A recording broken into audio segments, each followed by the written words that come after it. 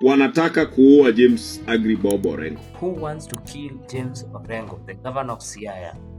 It means that some people, busybodies, are out to discredit the government of James Orengo. Who wants to take any action against me?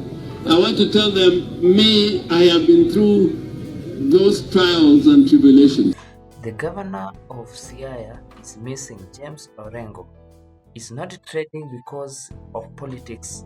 Nowadays, he is trading because of rumors, trading online of resignations, of being poisoned. Where is James Orengo?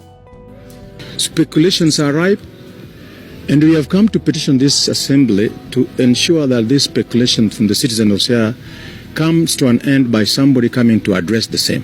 Where is the governor? Where is the deputy governor? Kenyans, in the last 24 hours, they have been online searching where is James Orengo. On August 4th, a resignation letter appeared online supposed from James Orengo citing health issues, resignation and a date.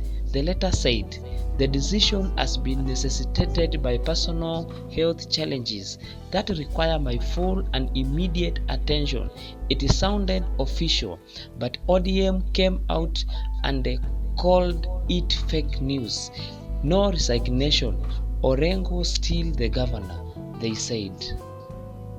The governor is directing his cabinet and administration as per the mandate of the constitution. That the information I have, reliable indeed, is that Governor Orengo is still the substantive governor of